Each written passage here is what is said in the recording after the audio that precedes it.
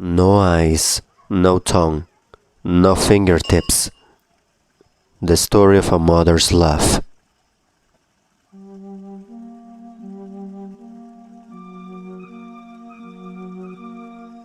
So this happened a few years back. I worked as a nurse in the geriatric unit of the hospital in my hometown. There was one old woman there with pale blue eyes whose mind was still fantastically sharp, and her desire to socialize and make new friends set her apart from most others living in that wing of the facility. That woman and I soon became close for this reason. Her name was Yana. And I still miss her every day since she passed. By the way, that's Yana. Y-A-N-A. Yana. The strangest thing about Yana was not her accent, which I could only place vaguely as Eastern European, nor her disinclination to talk about her past, which means I never learned exactly where she had grown up. No. What fascinated me the most was that a strange young man, badly mutilated and plainly blind and mute, would visit her every single day. His hands appeared deformed, seemingly eroded at each digit down to the first knuckle, but each evening, a little after dinner time, he would visit and they would sit together. She would read to him, or sometimes sing in her frail old voice. Sometimes they would just hold hands in silence. Finally, I gathered the courage to ask her about this particular man, and in a strange moment of openness, she agreed to tell me the story. This is what she told me. My sister and I were the only surviving members of our family after our father passed away in 1964. These were very hard times for my old country, and father had grown so sick that we were eventually forced to allow him to starve rather than waste food to comfort him as he inevitably died. Sister had been losing her mind little by little before all this happened, but I could see in her eyes as we buried father that she had finally gone somewhere far away inside herself. I remember crowds perched in thick groups like clouds of grinning black movement watching us in the cemetery for all the rooftop. He moved to bury father quickly because the crows were as hungry as we were. Uh-huh. Sister took to begging in the streets, sometimes trading sex for rides into the city nearby in the hopes that her begging would be more profitable there. It was during these terrible times that she convinced the son, a bastard whose father was not known to her, but who was certainly some manner of predatory monster. This was the only kind of man my sister knew in those days of her life. The child was delivered healthy, happy, and with a glowing spirit that broke my heart because I knew that soon the young boy's eyes would look like mine and like my sister's. Even on the day he was born, I knew his beautiful, joyous innocence could not last. Oh, yes? Sister did not care for her son as she should have, as God and goodness alike demand that a mother should care for her child. She would not change the boy's soiled diapers, leaving this to me instead, and would forget to feed him even when he's hungry.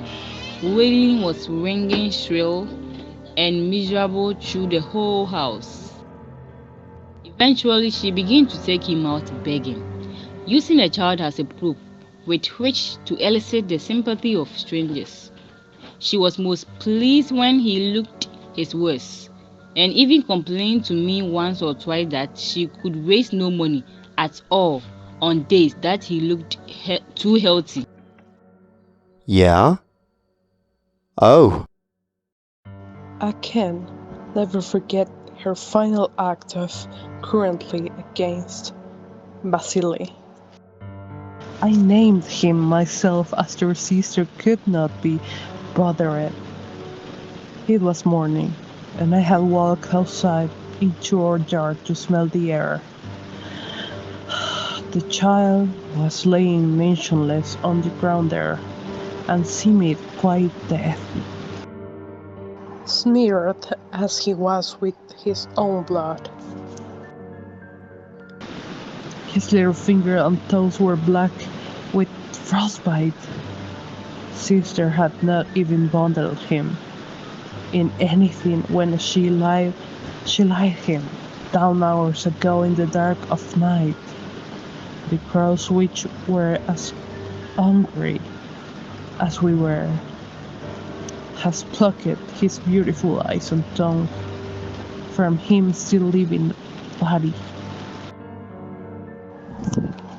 I grabbed him up with my tears already pouring down my cheeks, thinking that I had climbed a corpse.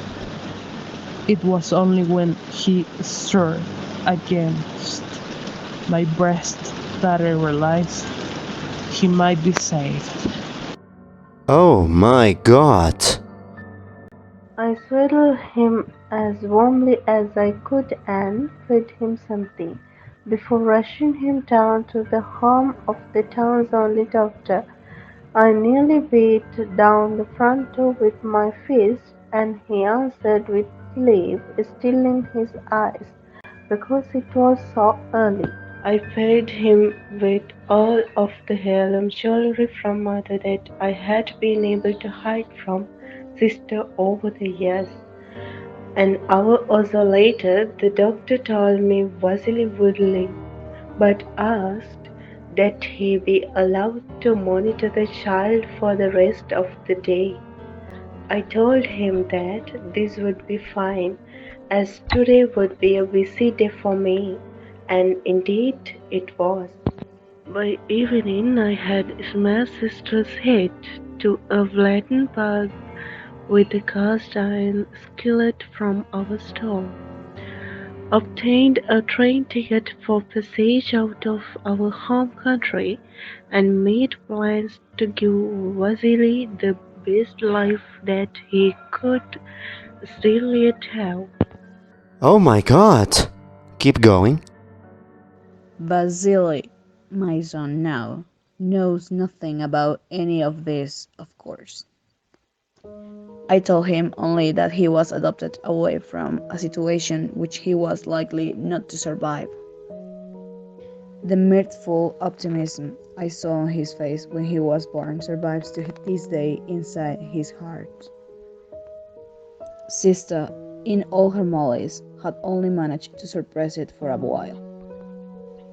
And now, almost 50 years later, he still visits his elderly mother every single day. Oh my. She beamed with pride as she finished her story, and would say no more. And she was right.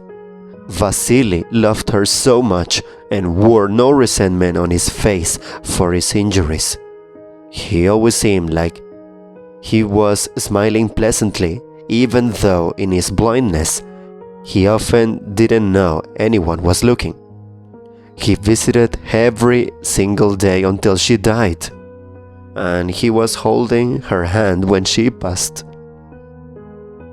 I knew from his interactions with hospital staff that he understood spoken English, and so at Yana's funeral I told him that I had been a friend of his mother's.